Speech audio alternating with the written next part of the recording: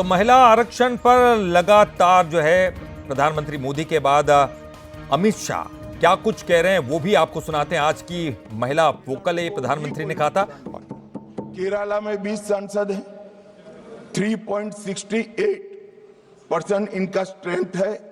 20 की जगह 30 सांसद होंगे और 3.68 की जगह होगा 3.67। अब कुल मिलाकर दक्षिण का जो पूरा नैरेटिव बनाया जाता है उसको अगर हम सोचते हैं तो अभी 543 सीटों में जो आपके द्वारा बनाया गया है उसमें 129 सांसद इस सदन में बैठते हैं। मान्यवर, लगभग 23.76% दक्षिण के सांसदों का यहां शक्ति है। अब 50% वृद्धि होने के बाद 129 की जगह 195 सांसद बैठेंगे और उनकी शक्ति 23.97% मतलब 24% होगी। तो शक्ति बढ़ नहीं रही है, कम नहीं हो रही है, बढ़ रही है। तो कृपया कोई भी एक मिनट मेरा समाप्त तो होने दीजिए, समाप्त तो होने दीजिए। अरे पर समाप्त तो होने दीजिए। अरे पर बीच में कैसे करेंगे आप? मैं अभी बैठ जाइए, उसका भी जवाब देता हूं। आपको जवाब चाहिए ना, देता हूं। मान्यवर, कृपया ये बिल के जो इंटरप्रिटेशन है इसको अधिकृत रूप से बिल को पायलट करने वाले मंत्री के रूप में मैं इस सदन के सामने रख रहा हूं। मैं मेरी जिम्मेदारी समझ रहा हूं। जो भ्रांति फैला रहे हैं वो शायद न समझते हैं तो उसके लिए मेरा कोई टिप्पणी नहीं है। मान्यवर वेणुगोपाल जी कह रहे हैं कि किसने कहा? मैं अमित शाह भारत का गृह मंत्री कह रहा हूं जो इस बिल को पायलट किया। दूसरी बात, सुनिए ना, बिल में कहां है और कहां से ड्रॉ कर मैं आंकड़े निकालता हूं। मैं कल उनको जब डिटेल जवाब दूंगा तब बता दूंगा, मगर वो सुनने के लिए बैठे वॉकआउट न कर जाए। बाकी मैं डिटेल केजी के बच्चे को समझ में आए इतनी सरलता से इनको मैं समझा दूंगा। उनको धैर्य से सुनना चाहिए। मान्यवर, इन्होंने कहा कि जाति जनगणना नहीं कराना चाहती है सरकार। इसको भी मुझे स्पष्ट कर देना चाहिए। सरकार की कैबिनेट ने नरेंद्र मोदी जी के नेतृत्व में जाति जनगणना करने का निर्णय कर लिया है।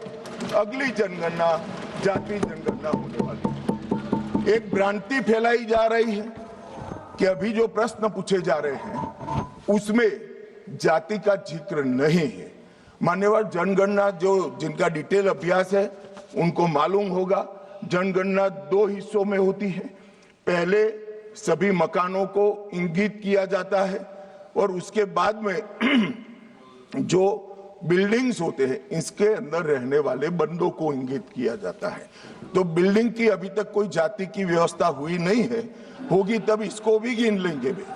अभी तक बिल्डिंग की कोई जाति व्यवस्था नहीं है। मान्यवर, जब व्यक्तियों की जाति गिनी जाएगी तब जाति जनगणना का सवाल आएगा। ये भी मैं आज पूरी तरह से स्पष्ट कर देना चाहता हूं।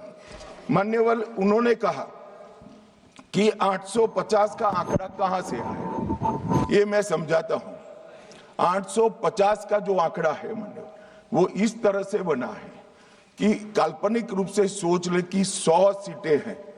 अगर 33% माताओं को, मातृशक्ति को आरक्षण देना है तो उसमें 50% बढ़ाते हैं तो सीटें होती है 150 और 150 जब होती है इसका 33% करते हैं तो 100 सीटें ऑटोमेटिकली हो जाती हैं। जो 543 सदस्य बैठे हैं इसमें 50% वृद्धि होगी।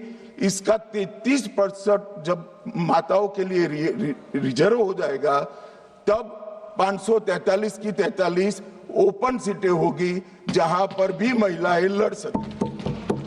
तो ये 50% इस तरह से आया है और 850 है वो राउंड ऑफ फिगर है, 816 एग्जैक्ट संख्या होगी। ये फिर से पूछेंगे कि ऐसा क्यों किया है, तो अभी भी राउंड ऑफ फिगर जो है ये 543 नहीं है, 543 से ज्यादा ही है। अब उन्होंने कहा कि वृद्धि कैसे करोगे। आप 550 इतना तो समझ जाएंगे भाई। मैं केजी कहा तो तुम 7 अर्थ में केजी की तरह करने लगे। मान्यवर, इन्होंने कहा कि ये बिल में लिखा नहीं है। सांसद ज्योतिमणि और दक्षिण के कई सारे सांसदों ने कहा, मेरा कल समय ले मैं पढ़वा दूंगा। वैसे समय लेने की जरूरत भी नहीं है, कल मैं सदन के सामने ये डिटेल पूरा देश समझ पाए इस तरह से समझा दूंगा। मान्यवर, डीलिमिटेशन कमीशन का जिक्र है कि डीलिमिटेशन कमीशन में आप आपके लोग बिठा दोगे, ये करोगे वो करोगे। तो मैं माननीय सदस्य प्रियंका जी को कहना चाहता हूं, हमने डीलिमिटेशन कमीशन एक्ट के अंदर कोई बदलाव नहीं किया है। फुल स्टॉप कोमा में आपका डीलिमिटेशन कमीशन एक्ट को हमने रिपीट किया है। अगर आपने उस वक्त मैनिपुलेशन किया है तो मैं इतना कह सकता हूं, आप कह रही हो कि इससे मैनिपुलेशन होगा, तो आपने अगर उस वक्त ये एक्ट का उपयोग कर कर मैनिपुलेशन किया होगा तो मैं इतना कर सकता हूं कि हम नहीं करेंगे और मैं कुछ नहीं कह सकता। मान्यवर, एक वाक्य आया कि तमिलनाडु बंगाल में चुनाव हो रहे हैं और ये नया एक्ट आ गया। मान्यवर,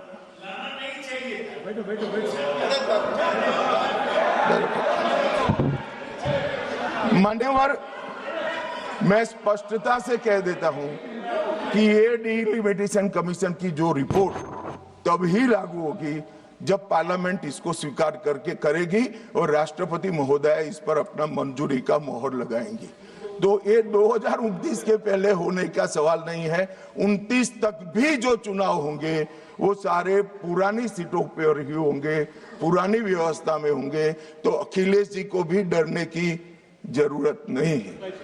यहाँ 27 की बात करो, यहाँ हालांकि वो जीतेंगे नहीं, वो अलग बात है, मगर डरने की जरूरत नहीं है। यहाँ पर कहा गया कि सत्ता बनाए रखने की लालसा में ला गया है। मान्यवर, ऐसा जो लोग कहते हैं कि कुछ नेता 130 करोड़ की आबादी के जनमत को मैनिपुलेट कर सकते हैं, वो हमारी शक्तियों के आकलन बहुत ज्यादा कर रहे हैं। हम तो उस बात में मानने वाले हैं, लोकतंत्र में सत्ता नागरिक के वोट से और नागरिक के दिमाग से ही तय होती है। राजनेता, राजनीतिक पार्टियां नहीं कर सकती। 130 करोड़ का जनमत कौन मैनिपुलेट कर सकता है ऐसा?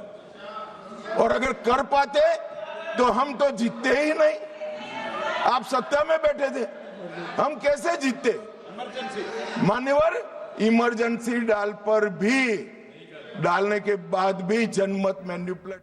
नारी शक्ति वंदन बिल, जी हाँ, लगातार संसद में मंथन चल रहा है, बहस चल रही है। केंद्रीय गृह मंत्री अमित शाह को आप सुन रहे थे।